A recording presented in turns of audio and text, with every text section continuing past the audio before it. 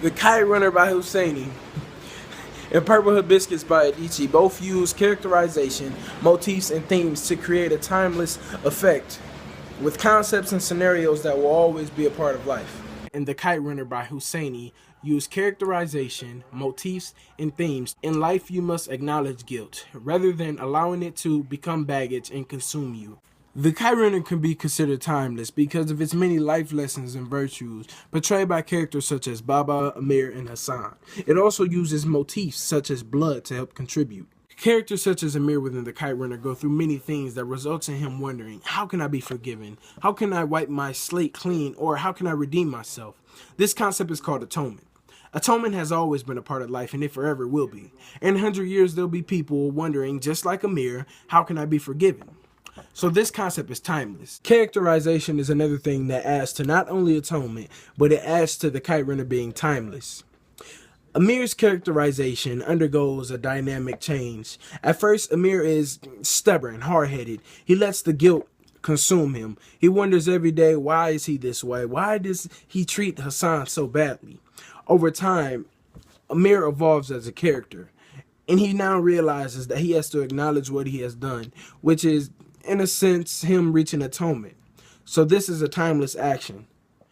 He evolves such as so many humans have done in the past and will do in the future. So this allows us to really relate to the Kite Runner, making it timeless.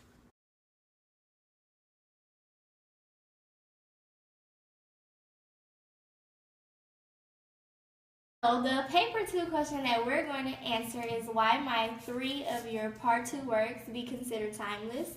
I'm going to speak on the seventh man being timeless, and basically what makes the seventh man timeless is that it speaks about death, and death is going to always be around because we're human. No one stays alive forever.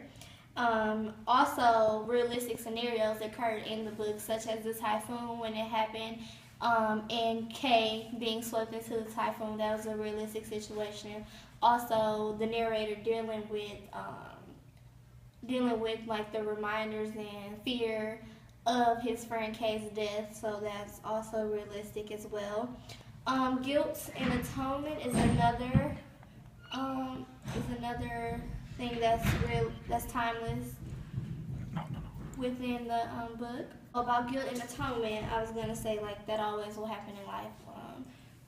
There's always certain things that happen that causes guilt and that causes a process for you to want to redeem yourself. And like everything I mentioned will always be a part of human life, so people can relate to it more, which makes it timeless. So the stylistic features that we chose to talk about for the seventh man are theme, characterization, and motif. So to start off with the theme, we came up with sometimes fear can be greater than the anticipated outcome of facing it, leading to regret and continuing to run away from the problem until you're forced to face it. So that just goes with the seventh man because his fear of saving his friend Kay was greater than the fear of actually losing him.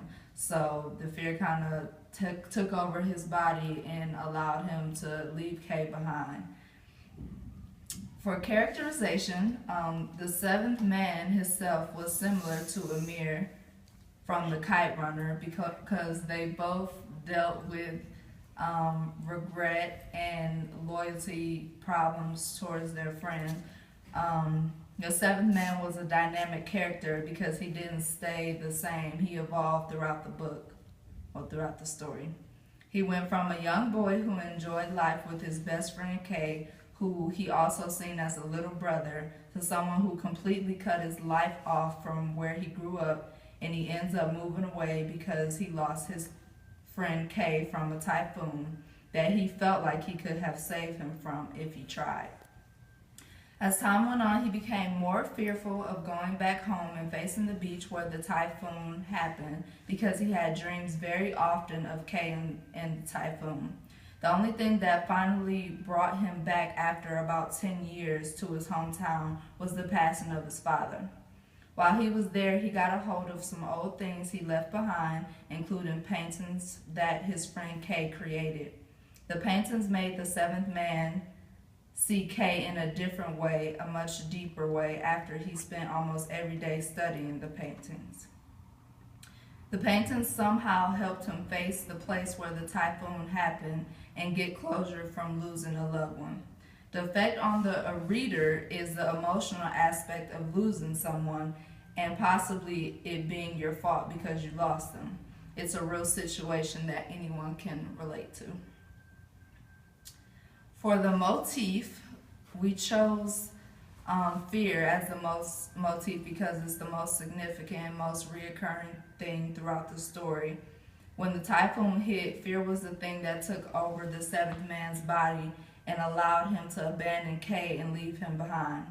Fear also kept him away from his home for so long in the beach when Kay disappeared, where Kay disappeared. He couldn't bring himself to face his fear because it had caused him to lose his best friend. This motif allows the reader to reflect on their own fears as well as give them a positive outcome of what can happen if you face your fears and own up to what caused you to fear something in the first place. Okay, for Kite Runner and Seventh Man, we both have two loyal and unloyal characters. The unloyal characters are the ones that are left looking for redemption. After the loyal characters, both die in both scenes. So in the Seventh Man, there's a friend that's a loyal friend. He dies after a wave eats him up after a typhoon, I believe. And then in the Kite Runner, you have Hassan, who is raped and then later dies, leaving his son behind. So there are a few differences. In the Seventh Man, the main character could not get married due to the fact he was having nightmares at nighttime, and he didn't want to distract his wife during sleep and stuff like that. So Amir did get married, tried to move on with his life, but these things that of his friend dying kept eating away at him, looking for redemption and looking to make his life better and leave those thoughts behind. And then Seventh Man, he actually confronts his fears when he goes back to the beach where his friend actually died. And he moves on with his life after putting his head in the water where his friend died. And then Amir, when he's looking for redemption, he actually goes back to his hometown and saves Hassan's son from rape and sexual encounters that he goes through. And those are similarities and differences for Kite Runner and Seventh Man.